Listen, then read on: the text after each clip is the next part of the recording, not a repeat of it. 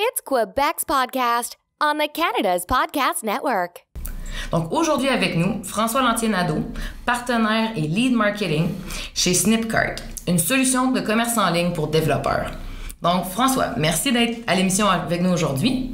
Puis dans le fond, pour commencer, raconte-nous un peu comment tu es devenu entrepreneur et ton chemin pour arriver chez Snipcart. Bonjour, ça me fait plaisir d'être là aussi. En fait, moi, je suis un petit peu un imposteur. J'ai été le premier employé chez Snipcart, puis ensuite, je suis devenu partenaire, puis j'ai fait partie de l'équipe d'actionnaires puis de fondateurs. Donc, ça a commencé comme ça, un stage après l'université.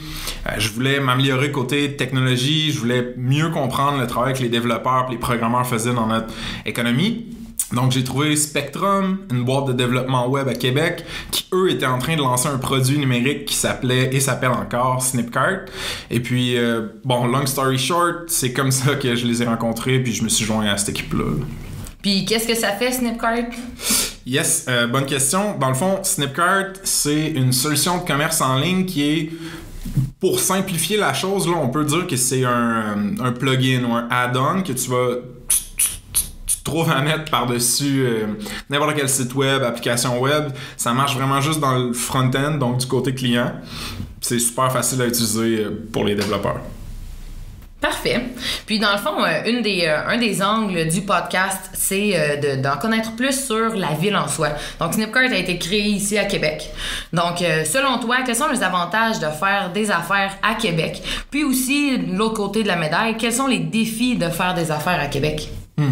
C'est une bonne question. C'est sûr que Snipcart a une histoire d'origine qui est un petit peu différente que la moyenne ou que la start-up typique. En fait, Snipcart, ça a vu le jour dans un modèle d'intrapreneuriat. Donc, au sein d'une entreprise existante qui était Spectrum, on a lancé Snipcart. Donc, il y avait un employé de Spectrum qui s'est associé avec les partenaires chez Spectrum, puis on a lancé une autre entreprise qui est devenue Snipcart. Donc, cette espèce de modèle hybride-là nous distingue un peu des mythes de création habituels. Par contre, pour nous, ça a vraiment fonctionné. Pour revenir plus à la question de Québec, souvent, les gens vont voir des désavantages dans la petitesse ou la taille réduite d'une communauté ou d'un écosystème. J'étais comme ça au départ, mais avec le temps, j'ai comme appris à voir à quel point quand tu avais peut-être moins de relations, ça te donnait l'opportunité de les approfondir, d'avoir des relations de meilleure qualité. Fait que le fait qu'on ait un plus petit écosystème, par exemple, que Montréal, pour certains ou pour certaines occasions, ça peut être un désavantage, mais d'un autre côté, je pense que ça te permet de travailler sur la qualité et la profondeur des liens que tu tisses, des partenariats que tu fais.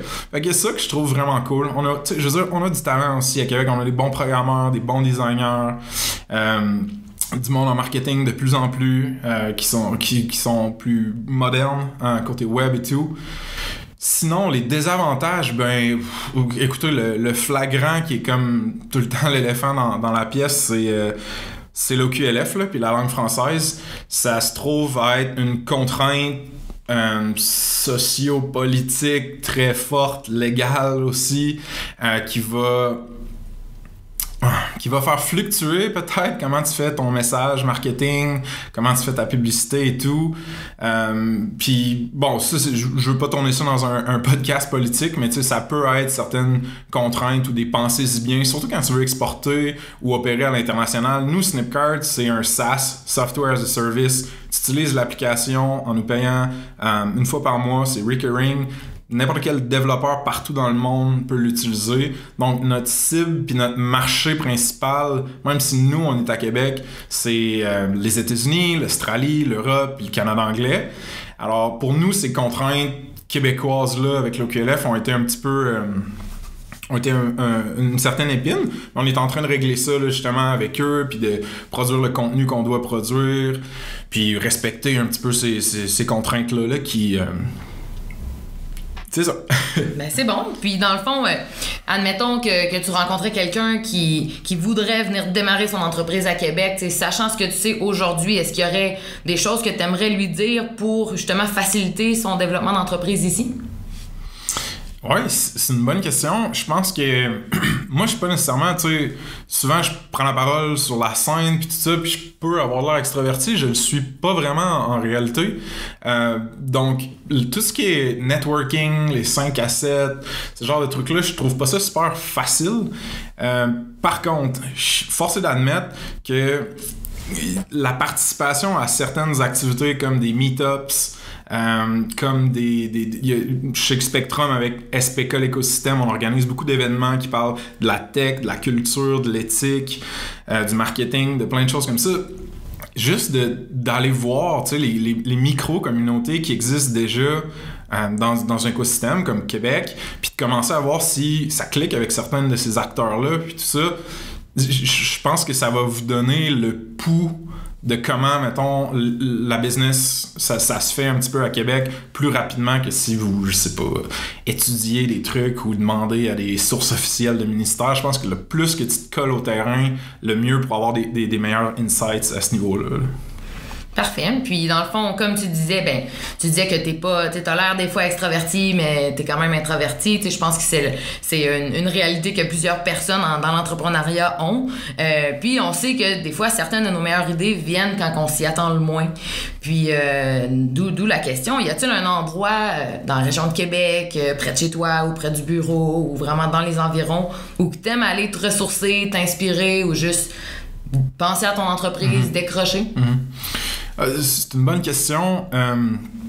Quitte à sonner cliché, j'aime ça un peu de temps en temps faire le tourisme dans ma propre ville. J'ai un petit parcours que je fais qui passe par la Grande Allée, la terrasse du Frein, les plaines d'Abraham, l'escalier des Caps Blancs, sur le bord du fleuve. Puis souvent, je vais soit mettre un podcast de start-up, de tech ou de marketing, réfléchir un peu aux idées qui sont communiquées là-dedans, ou juste mettre une musique sans parole puis aller faire ce parcours-là, puis marcher pour réfléchir à des problèmes de business, ou que ce soit de l'inspiration ou des challenges actuels. Pour moi, je trouve que ça amène un momentum puis une dynamique. Fait que cette espèce de trajet-là, ce parcours-là, avec des écouteurs, bien sûr, parce que moi, tous les touristes ou les bruits ambiants, ça me déconcentre. Ça serait un de mes coups de cœur, là. OK, génial. Puis dans le fond, qu'est-ce qui t'excite le plus en ce moment dans ton entreprise? C'est une excellente question. En fait, il y a 2-3 ans, j'aurais pas répondu à la même chose, là, of course, mais aujourd'hui, on est rendu 8 chez Snipcart. Ça peut sembler petit, puis nous, on veut rester petit de toute façon, mais on a doublé finalement en taille en 10 mois. On est passé de 4 à 8. Puis ça semble peut-être petit, mais quand tu doubles en taille, puis que tu passes d'une très très très petite taille à une petite taille, il y a beaucoup de challenges puis de défis qui viennent avec ça. Puis moi, ça s'est un petit peu traduit en un rôle plus de manager, de leader, puis tout ça. Au début, j'étais pas super à l'aise d'assumer ce rôle-là. Aujourd'hui, je le suis plus. Mais les défis d'essayer de faire croître un membre d'équipe puis un collègue professionnellement, des gens qui sont soit plus juniors ou qui n'ont pas nécessairement le même skill set que moi j'avais quand je faisais plus d'opérationnel, ces défis de gestion humaine puis professionnelle là, j'ai comme vraiment appris à les embrasser puis aimer ça, là. Donc ça me fait vraiment triper, honnêtement, là. Génial. Puis dans le fond, c'est quoi le plus grand défi que tu as rencontré jusqu'à date dans ton entreprise? Est-ce que tu dirais que ça serait de doubler justement de taille d'employés, ou il y a un autre défi qui te vient en tête quand on parle de le plus gros que tu as dû surmonter? Au point de vue personnel, ça a été juste de commencer. Moi, j'ai eu la chance d'avoir un terrain de jeu puis un terrain de jeu pour me péter la gueule, qu'il y a des gens qui n'iront pas nécessairement. Snipcart, ça a été lancé par Spectrum. Spectrum, Georges et Vincent, les partenaires, n'étaient pas nécessairement pressés que Snipcart fasse des résultats époustouflants ou quoi que ce soit. Donc, ils m'ont vraiment pris sous leur aile, puis ils ont dit, écoute, t'as une année, carte blanche, pète-toi la gueule, essaye différentes tactiques de marketing, différentes stratégies, puis fait que moi, j'ai eu cette espèce de me faire lancer dans le vide, là, puis me dire, alright, bon, il faut que je trouve des repères, il faut que je trouve des manières de faire scaler la business, puis tout ça. Donc, pour moi, ça a été vraiment difficile. J'avais un petit peu de mentorat à l'époque, j'étais très reconnaissant de ça, mais n'en reste pas moins que, c'est ça, il y a eu beaucoup d'essais-erreurs avant que je trouve un peu ma voie comme marketeur, puis aussi les canaux d'acquisition qui marchaient vraiment bien pour la business. Fait que côté personnel, c'est ça. Côté plus, mettons, l'organisation au complet, là, il y en a eu deux. Le premier, ça a été de trouver un pricing qui était honnête, autant envers nos besoins comme compagnie, que la qualité de notre produit. Donc ça a été des gros débats à l'intérieur de la business. On a finalement décidé de monter le minimum que ça te coûtait d'utiliser Snipcart. Puis c'est une décision qui était très très controversée à l'interne. Puis on a un product manager puis un co-founder qui est très très persuasif. Georges, si t'écoutes ça, c'est de toi que je parle. Et puis lui, il a réussi à nous convaincre de le faire. Puis finalement, ça semblait catastrophique. On a perdu la moitié de notre clientèle en l'espace de 2-3 mois. Mais on a triplé notre chiffre d'affaires en l'espace de 6 mois. Fait que ça a été un gros win, mais une bonne gageure. Sinon, je reviens à ce que je disais un petit peu plus tôt, là, vraiment aujourd'hui, comment mieux organiser les process, la communication, quand t'es plus juste 2-3 gars de start-up sur le fly qui travaillent un petit peu quand ils veulent, mais que t'es vraiment une équipe qui doit avoir des livrables puis une certaine vélocité dans ton développement. Parfait. Puis de cette question-là, tu sais, ça c'est un peu plus côté pour l'entreprise. Est-ce que toi, personnellement, t'as des choses sur ton vision board, tu sais, dans le sens sur ton tableau de visionnement, tu sais, qu'est-ce que tu vois pour toi personnellement dans la prochaine année ou que t'aimerais accomplir? C'est une excellente question, encore une fois. La réponse qui vient le plus vite, c'est un espèce de projet qui est de... Bon, je vais faire quelques pas de recul là, pour mettre en contexte. Quand tu travailles en marketing web, surtout quand tu vends une application, un SaaS, ce que tu veux, c'est d'avoir le meilleur modèle d'acquisition, mais aussi d'attribution marketing. Donc, tu veux pouvoir savoir tes résultats, ton retour sur investissement, ils viennent de quels canaux, c'est-tu les médias sociaux, c'est-tu tel type de trafic, Google, c'est quel genre de contenu, quel genre de message qui génère des clients les plus payants puis qui restent avec toi et puis qui ne quittent pas. Donc, nous, on a certains outils en place comme Google Analytics, un petit peu de Analytics in-house qu'on a fait nous-mêmes. Par contre, je me rends compte que le portrait numérique, le portrait de la data, puis de cette espèce d'attribution, ce modèle d'attribution-là, il n'est pas assez détaillé, il n'est pas assez précis pour qu'on puisse vraiment fine-tuner nos décisions marketing. Donc, moi puis un développeur, on a comme pris ce projet-là sous notre aile de finalement faire une refonte un peu de les outils puis l'analytics qu'on utilise chez Snipcart pour pouvoir prendre des meilleures décisions de business aussi, puis opérer un petit peu moins à tâtons. Donc ça, c'est un gros projet auquel je tiens beaucoup. Si je livre pas ça, j'aurais pas l'impression d'avoir accompli tout ce que je pourrais accomplir chez Snipcart. Puis mon autre gros projet, autant pour moi que pour la business, c'est vraiment d'essayer de trouver la meilleure manière de passer le flambeau. Georges puis moi, on s'entend sur la notion que si tu veux monter une bonne business, il faut que tu te rendes inutile à la business, ou genre, faut vraiment pas que tu sois indispensable à la business comme founder ou comme manager. Fait que, éventuellement, à moyen terme, disons, là, j'aimerais savoir comment je pourrais m'en effacer puis que tout roule, soit trouver un nouveau rôle ensuite ou un nouveau projet connexe. Là. Parfait. Ben, je pense que de par tes réponses, c'est quand même...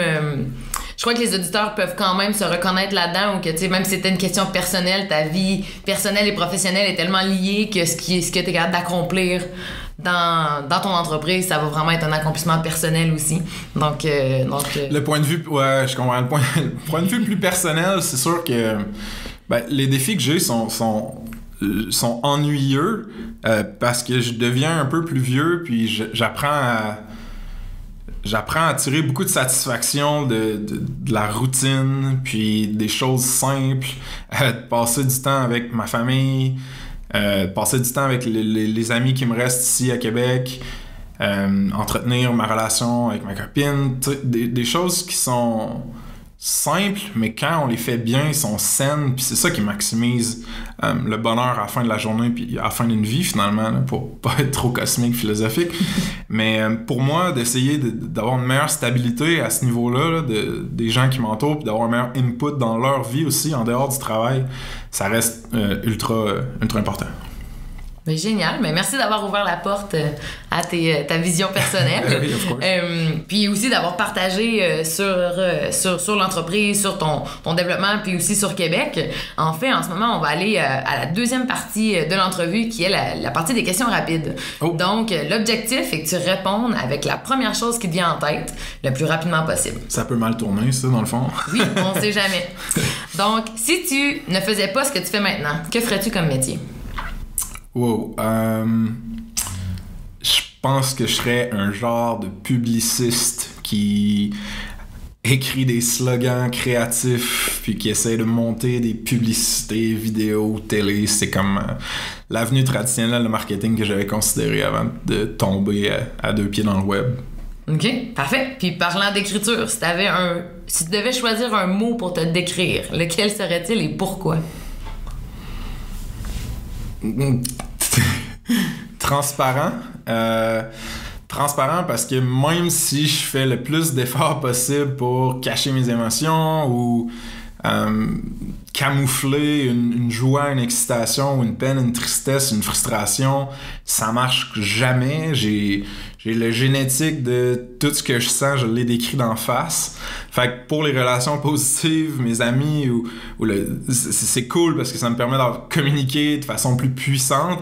Par contre, quand ça fait pas mon affaire, que je suis pas de bonne humeur ou que je suis irrité, ben, y a pas... j'ai juste l'expression there's no two ways about it, là. Genre, c'est clair là, que ça va pas bien. Que tu veux le savoir ou non, tu le sais. Ouais, fait que transparence, ouais. C'est bon. Puis la prochaine fois que tu vas aller faire ta marche justement dans le Vieux-Québec, là, quel podcast ou quel livre audio tu vas écouter puis que tu recommanderais dans le fond à notre public? Sweet. Absolument. Je viens de finir Essentialisme de Greg McKeown. On pourra peut-être lier à ça dans les notes du podcast. Mais je vais d'ailleurs faire une conférence qui adapte le principe d'essentialisme à Nantes, au Web Today, bientôt. Donc, Essentialisme par Greg McKeown, si vous voulez vraiment savoir comment choisir ce qui mérite le plus de votre énergie puis de votre amour dans la vie, prioriser ça et dire non à tout le reste. C'est vraiment cool. Sinon, là, je suis en train d'écouter en audiobook Deep Work de Cal Newport, qui m'avait été recommandé souvent. C'est dans la même tangente, là. C'est ça parle de l'asymétrie qu'il y a entre notre économie qui reconnaît beaucoup puis redonne beaucoup de valeur aux gens qui sont capables de faire du deep work, donc du travail de longue haleine en profondeur qui nécessite beaucoup de concentration, puis en même temps notre culture qui, elle, nous pousse à faire tout le contraire. Fait que c'est un peu un how-to, trouver son focus, puis éliminer les distractions pour faire le meilleur travail qu'on peut faire dans notre carrière, là. Fait que je recommande les deux, c'est super. OK, génial. Puis dans le fond, prochaine question qui est un peu en lien avec ça. Donc, quelles sont les 3 choses non négociables qui doivent se produire dans ta routine du matin ou du soir, justement, pour te garder focus ou pour te garder groundé? Si tu as une routine du matin ou du soir. Pardon. C'est une excellente question. C'est pas quotidien. Par contre, 4 fois par semaine, j'ai une routine que je me force de suivre. Elle est super simple. Ça consiste en des exercices de physiothérapie, puis un petit peu de style yoga, avec une petite période de méditation, 10 minutes, puis avec une marche d'un minimum de 20-30 minutes. Donc ça, j'essaie de faire ça minimum 4 fois par semaine. Souvent, j'essaie de le faire le midi aussi, pour vraiment couper complètement ma journée de travail, puis décrocher complètement des emails, puis de l'ordinateur, puis des notifications, puis etc., etc. Fait que ça, c'est ultra important pour moi. Et puis sinon, c'est le sommeil, là. Je me suis rendu compte à quel point ça nuisait à mes relations, à ma performance, à ma concentration si j'avais pas un assez bon niveau de sommeil. Donc, j'ai 29 ans, je vieillis, puis je me couche plus de bonne heure, puis j'apprends à aimer ça. Parfait. La dernière question, mais non la moindre. Donc, ici, c'est une mise en situation. Mm-hmm. Donc, il y a une petite île tropicale au milieu de l'océan où il y a une cabine téléphonique. On va te déposer là. Tu n'auras pas d'ordinateur, pas de smartphone, pas de tablette, aucune technologie. À tout moment, tu peux utiliser la cabine téléphonique pour appeler le bateau qui va venir te chercher. Mais combien de temps ça prendrait avant que tu appelles le bateau? Puis avant de passer cet appel-là, que ferais-tu pendant ton séjour sur cette île? C'est assez flyé comme mise en situation, mais ouais, je vais jouer au jeu, parfait. Donc, ça fait un bout que j'ai envie d'expérimenter avec le jeûne, donc le fasting sur plusieurs périodes, plusieurs heures, même peut-être plusieurs jours. Pour des raisons personnelles, j'ai pas la volonté ni les incentives de le faire, donc considérant ça, puis le fait que je suis pas mal allergique à tout ce qui vient de la mer et qui est sur une île, je pense que ça serait quand même le meilleur timing d'essayer de faire du fasting. Je ferais ça. J'essaierais aussi de voir à quel point je suis capable de pousser ma pratique de méditation plus loin.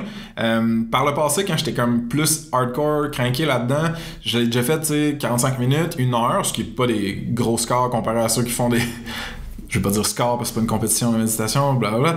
Mais ouais, j'essaierais de voir, je suis capable de faire plusieurs heures, quel genre de sentiment, état d'esprit, de conscience ça me donne. Ça. J'essaierais d'écrire un genre de poème quelque part sur un arbre ou juste essayer de mettre ma marque de François il était ici puis il a pas mangé ben puis il a médité pas mal. Puis après ça j'appellerais ma mère direct parce que je m'ennuierais de ma mère puis que c'est ça, j'ai besoin de voir ma mère souvent. C'est bon, ben c'est une excellente réponse. On pose cette question-là à tous nos entrevues dans le fond pour voir justement, puisque c'est une question qui surprend puis les réponses varient beaucoup, donc je sais pas si c'était le premier qui va faire un jeûne, mais je trouve ça très intéressant. Donc, en terminant, comment nos auditeurs peuvent-ils te contacter ou souhaiterais-tu ajouter quoi que ce soit avant qu'on termine l'entrevue? Oui, je pense que souvent les gens ont l'impression que monter une entreprise, c'est comment on peut financer ça, c'est de façon binaire. Donc soit on bootstrap puis on mange des ramen puis on quête de l'argent à notre famille, ou on lève de l'argent institutionnel, du VC, du gros funding puis tout ça. Je voudrais vous encourager à voir en dehors de cette boîte-là, de cette binarité-là de blanc ou noir. Il y a plein de modèles de financement différents puis alternatifs. Il y a des nouveaux fonds qui sortent qui sont plus petits en termes d'échelle. Il y a la possibilité de faire de l'entrepreneuriat, comme je vous parlais avec Snipcart. Donc, si vous voulez jaser de ça ou quoi que ce soit, vous pouvez m'écrire François, FRANCOIS, @snipcart.com, SNIPCART.com. Sinon, sur Twitter, je suis @D_FLN. Et puis François Lantier-Nadeau sur LinkedIn aussi. Ça ressemble à ça. Je le dis tout le temps, dans n'importe quelle présentation, conférence, atelier que je donne, si vous avez des questions sur le marketing, les startups, le UX, le SEO, ça me fait ultra plaisir de prendre le temps de répondre à des questions, surtout des personnes qui commencent, des juniors, parce que moi, quand j'étais là, Dieu sait que j'en avais besoin de réponses comme ça. Personne ne le fait jamais, ou genre une personne sur 20. Mais je le dis, si vous voulez m'écrire à l'adresse que je vous ai dit là, n'hésitez pas. Moi, ça me fait plaisir d'essayer d'aider d'autres entrepreneurs, d'autres professionnels. Puis ça a été bien un plaisir d'être ici, honnêtement. Ben, merci à toi d'être venu sur le podcast.